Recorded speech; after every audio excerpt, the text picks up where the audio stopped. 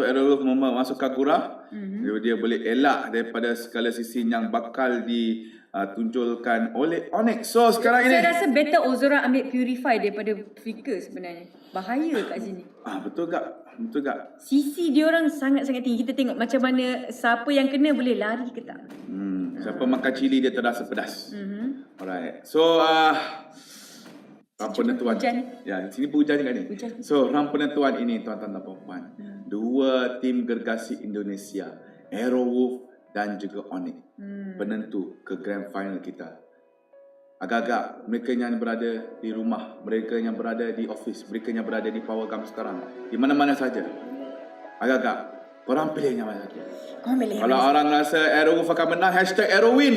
Tapi kalau korang rasa Onyx menang, #Onyx win. Onyx win. Tapi macam mana pun kita akan masuk ke dalam game kita. Round yang terakhir. Perlawanan yang terakhir untuk MSL Playoff hari yang pertama. Onyx Esports berlawan dengan Aerowolf. Ya, dan berada di biru Udil, Sasa, Psycho, Dren, Anti-Mage. Manakala di tim merah dengan gameplay LJ Grok yang mungkin invasif, Ozora, Billy Trust dan juga Ray. Saya rasa macam biasa LJ kalau dia main Grok memang dia akan kacau semua jungle tim lawan. Dan buat masa sekarang diorang akan clearkan tim jungle masing-masing. Tapi saya sebenarnya lagi suka pada Onyx punya draft di mana ada combo Drian dan juga Sasa boleh combo di sini. Dan di follow up pula dengan Zaman Force.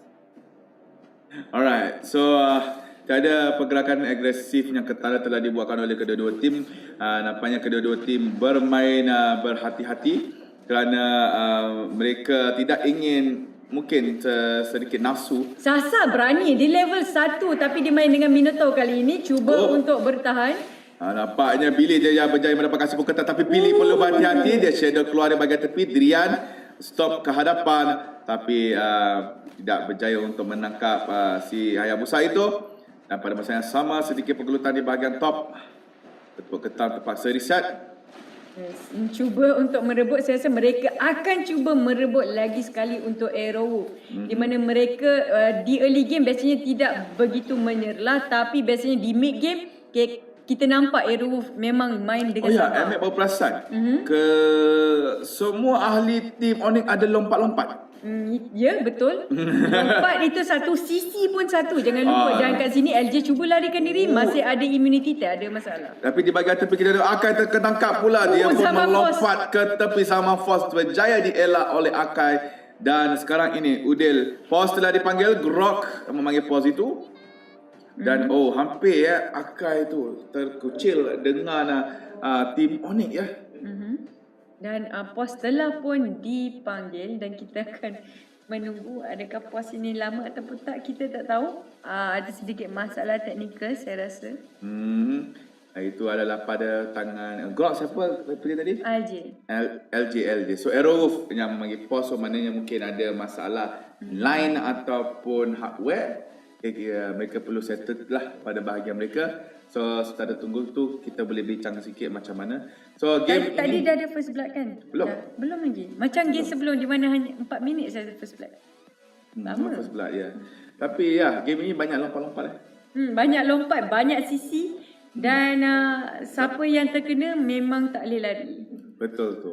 Lagi daripada tim Onyx, kelima-lima mereka boleh melompat sana melompat sini. Dan satu percubaan yang bagus oleh Onyx pada bahagian total tadi.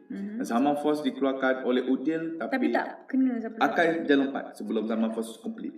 Banyak kali Zaman Force dikeluarkan daripada game sebelum lagi tapi tak kena sesiapa. Saya rasa Zaman Force bukan untuk initiate sangat. Selagi saya rasa lagi better guna time tengah war.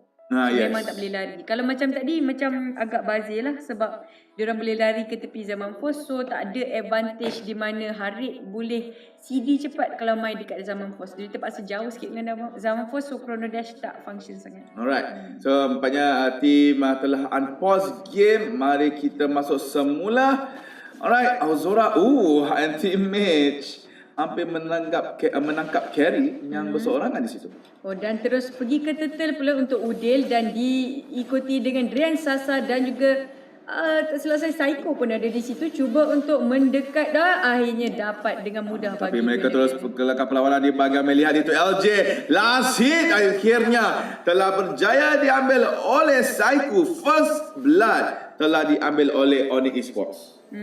Dan tapi hanya first blood saja, kita tengok sedikit ruang diberikan kepada bottom dan top untuk farming, tapi belajar untuk bermain safe sedikit. Ozora saya rasa tadi di atas melawan anti-mage. Ya betul. Dan bersama-sama di bahagian bawah lihat di sini Tirian bersama dengan Sasa bekerja sama untuk mendapatkan level untuk Genevieve ini. Tengok Psycho cuba untuk tunggu buff di team bottom ini. Dia reset, dia main reset ni. Jahat dia memang nak kacau. Dia kacau Billy daripada dapat buff. Pada masa sama hari pula hampir dikacau tapi dia telah berjaya membunuhkan buff itu sebelum kemarahan Kagura dan juga Grok. Sekarang ini anti-match dalam keadaan berjaga-jaga kerana tahu 3 orang sedang berada di bahagian top. Adakah dia ingin cek bush ini? Rasanya satu langkah yang begitu salah jika dia masuk ke dalam. Tapi di tengah cubaan untuk mendapatkan LJ, saya rasa agak susah dengan adanya immunity tidak. Mengenai juga Divine Judgment. Lightning tu dah ada keluarkan. Dia juga menggunakan zaman for LJ spring ke tepi tapi sikit saja sekali lagi. Sekarang Udil dah saku dalam keadaan bahaya, berjaya untuk melompat ke tepi. Psycho terselamat bersama dengan Udil. Hampir mendapatkan kill yang kedua. Nyaris sekali 3 orang. Kalau terkena sepit dengan Hurricane Dust, dan mungkinlah dia akan mendapatkan kill. Tapi di sini sedikit ruang diberikan kepada anti-mage untuk push di atas, manakala di bottom Guinevere dan juga Sasa tiada masalah untuk push bottom lane. Dan juga anti-mage yang sedang push di top. Carry Azora baru saja munculkan muka. Drian dan Sasa mengambil kesempatan ini untuk mendapatkan tower pertama untuk Onyx Esports di bahagian bottom. Udil lah bertemu dengan LJ sekejap tapi Chrono shift ke tepi. Psycho mencuba untuk Divine Judgment kepada Trust tapi Trust berjaya untuk Seme ke bahagian belakang. One more attack flicker kali ini pula adalah digunakan. Dan di situ dia shift dan juga Zaman Force digunakan oleh Udil menjatuhkan Kagura. Senang saja Udil lihat di situ. Ada dinding lalu saja. Tak ada masalah dan terus mendapatkan objektif tapi akan dikontes oleh Grok, Ozora dan juga Rave di sini. Lihat Billy tadi baru lawan di bahagian bottom, pada masa sama di bahagian terteni sekarang Rave cuba untuk menyeleraikan tim Onyx yang berada di depan turtle. Udil sekarang yang meletak damage terhadap Rave. Rave melompat ke tepi. Satu lagi skill di situ mengena tepat kepada si Akai. Akai memberikan kill kedua kepada si Udil yang memakan Harif. Di bahagian belakang Billy dengan senyap menyelinap berjaya mendapatkan shuriken kepada Genevieve. Saya masih menunggu combo daripada Guinevere dan juga Sasa di sini. Saya tak nampak lagi triple knockup, kalau 5 kali knockup kalau dicampurkan Minion Fury, 3 kali knockup, 2 kali pula untuk Drian. Tak nampak lagi. Di mana Zaman Force pun boleh follow up. Memang tak boleh nak lari. Tapi kita tengok mungkin mereka perlukan sedikit farming dan sedikit reset dilakukan untuk turtle mungkin. Mungkin. Tak boleh, agak risiko kalau masuk ni. Alright guys, keadaan kembali tenang sedikit. Tapi kita boleh tengok Onyx sekarang ni baju di hadapan dengan 3 kill dan juga lebih kurang 4,000 gold. Dan sekarang mereka sedang menuju ke bahagian turtle. Sekali lagi dikacau oleh LJ. Tapi nampaknya mereka ingin mendapatkan carry. Zaman Force berjaya untuk memberhentikan carry itu, tapi sekali lagi di start cuba ditarik dengan Divine Judgment. Udil nampaknya tidak berjaya untuk maju ke hadapan. Sasa Minion Fury ada di situ tapi tiada enemy untuk dia menghentak-hentak di atas lantai. Mereka akan back off dulu untuk tim Arrowwolf. Nampak race telah pun penuh untuk Sasa, manakala di bawah Guinevere cuba bertahan bersama Billy.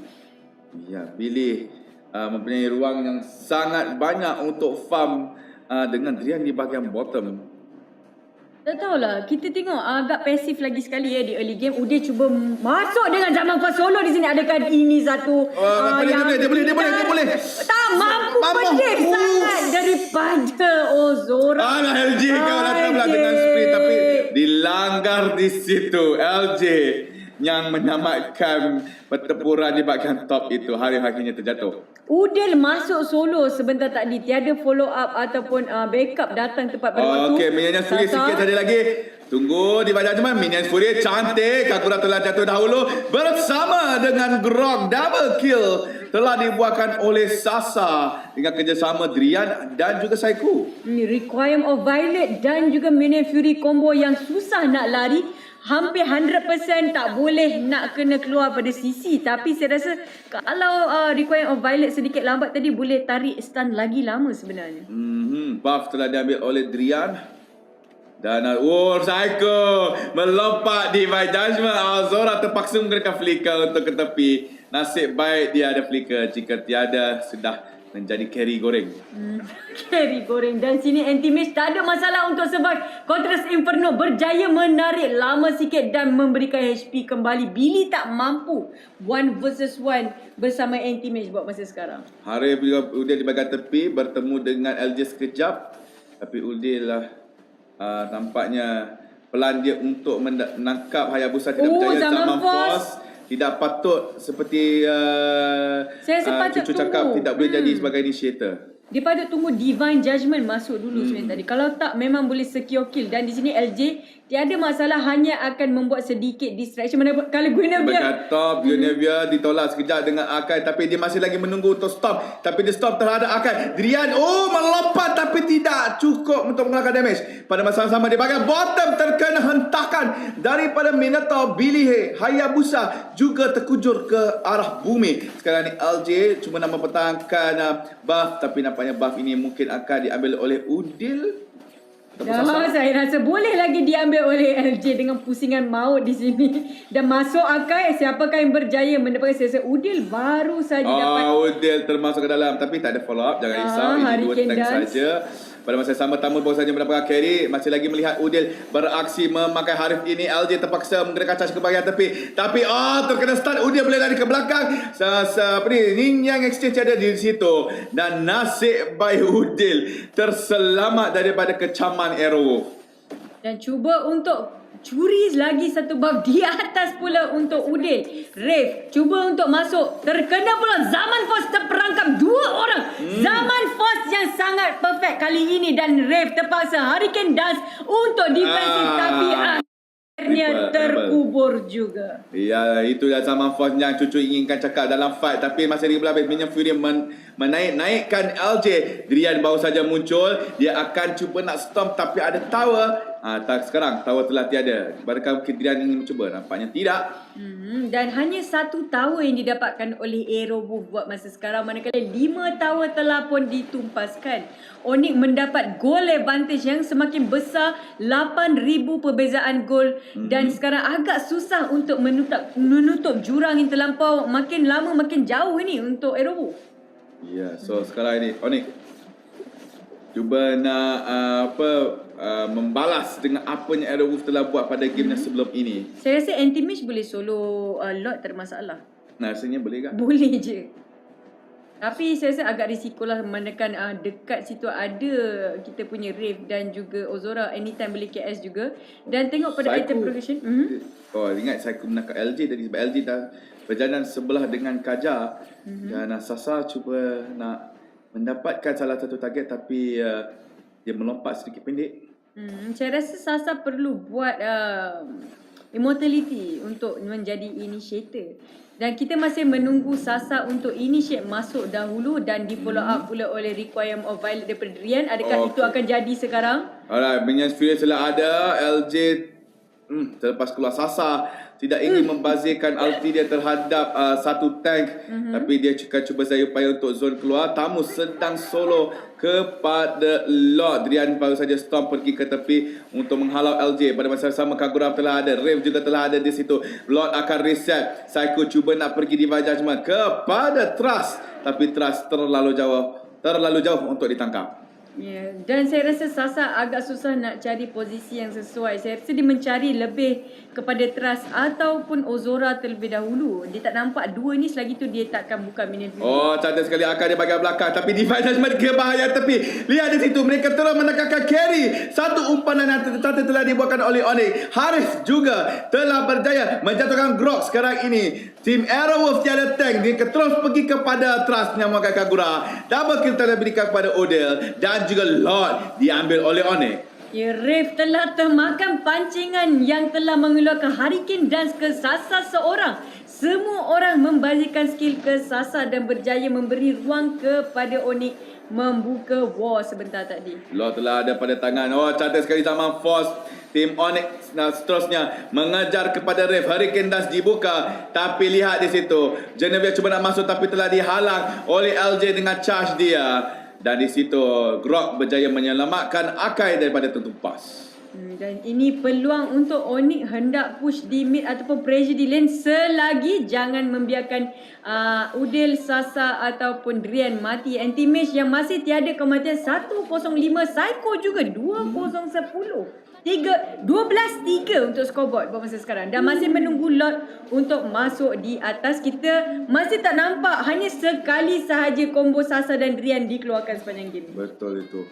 So, push sudah dibuat oleh tim Onyx di bahagian mid dan juga di bahagian top. Lord ada di situ. LJ nampaknya tidak berjaya untuk tahan lama.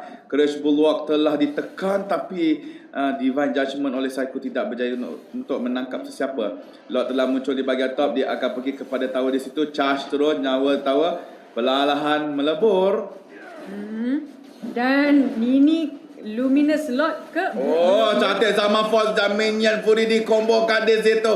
Lihat Ray terpaksa berundur tapi akhirnya jatuh kepada Harim. Mereka cuba nak berlawan tapi carry. Walaupun mendapatkan satu kill tapi double kill telah dibuatkan oleh Genevieve. LGS sekarang ini cuba nak survive tapi tidak terdaya. Dan tuan-tuan dan puan-puan, kita telah mendapatkan grand final pertama kita, iaitu Onyx Esports. Team fight yang sangat kuat daripada Onyx sebentar tadi akhirnya mengeluarkan combo yang diperlukan di saat-saat akhir game, di mana Sasa tukar role kepada tank kali ini. Ya, Sasa menjadi tank terus semua menjadi ya. MVP juga diberikan oleh Udil. Akhirnya Udil membuktikan kepada tim dia